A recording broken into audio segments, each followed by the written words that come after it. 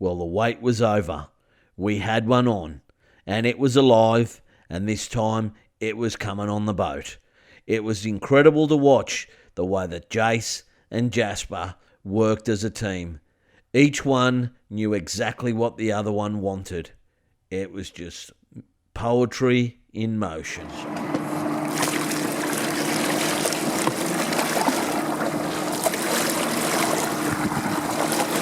There it was, a beautiful big bronzy, and we were about to see it firsthand, up close and personal.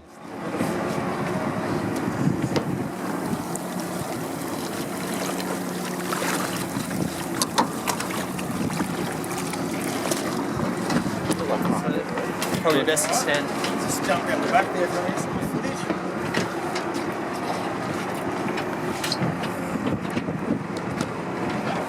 This is the hairy bit. The worried cameraman's face. Wow, it's getting real now, and safety is the most important thing at this moment in time.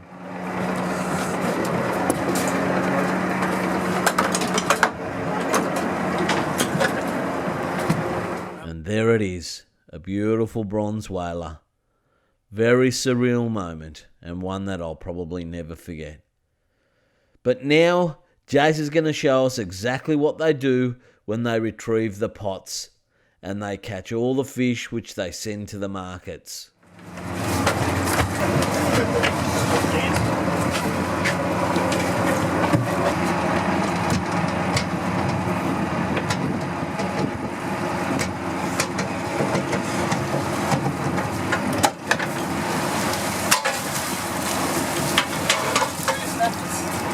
So the trap comes up with the fish in it.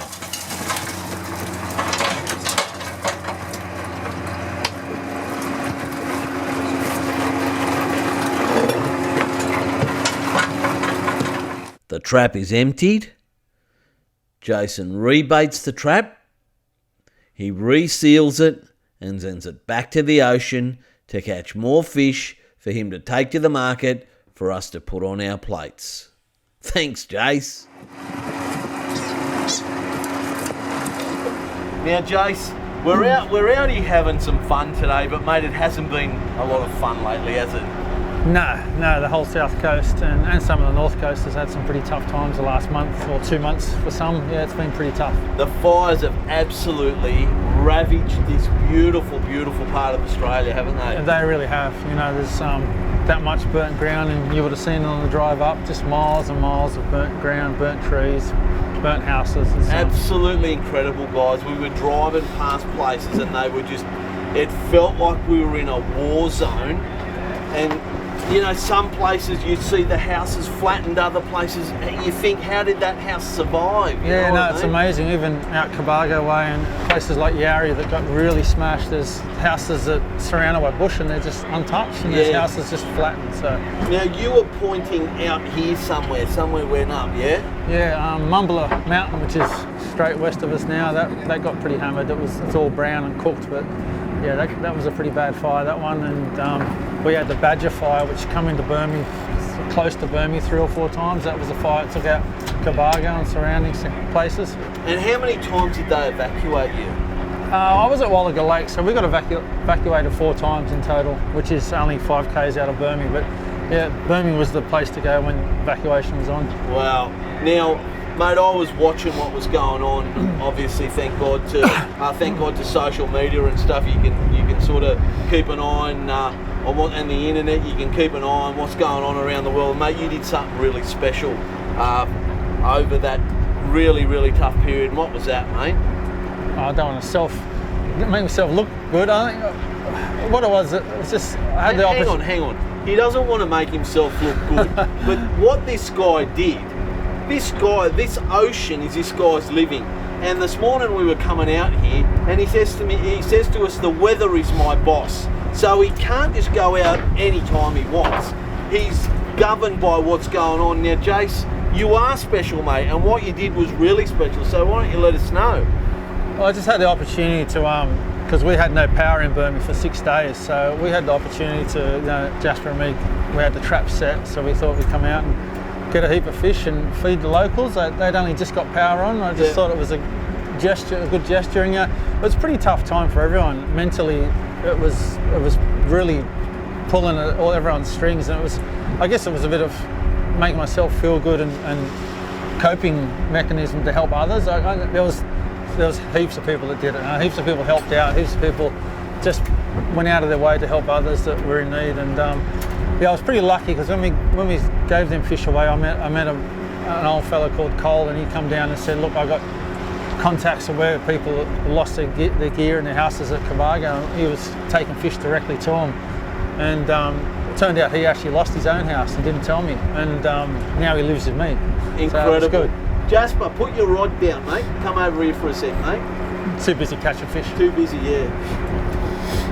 Yeah, he's young Jasper. Come in over here, mate. Come in over here next to Jace. Now, here's another young guy, mate. Now, if I'm not mistaken, you've come from Queensland, is that right? I was born in Bega but moved up to Queensland, came back. Yeah. And, mate, you went through what was going on here as well. How did you cope with that?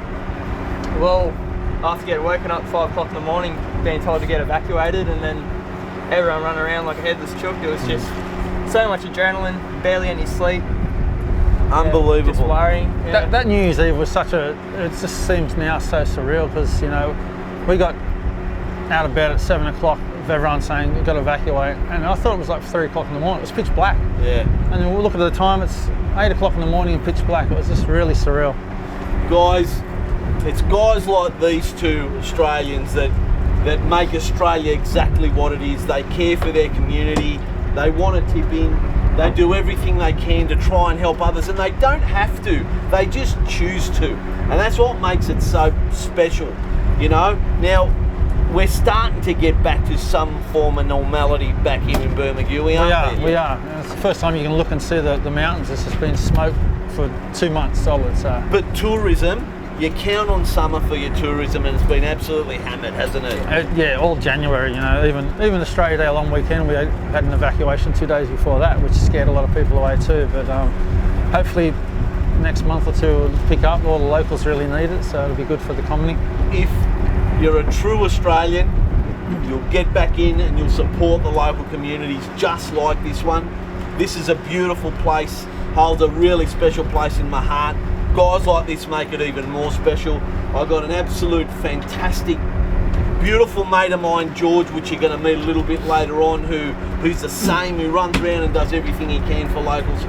My advice or my plea to you guys is get out here, help these guys, help the community get back on its feet. Let's make Australia beautiful again. Thanks, guys. Thanks for your effort, seriously. Thanks for your efforts. No worries. Thank you.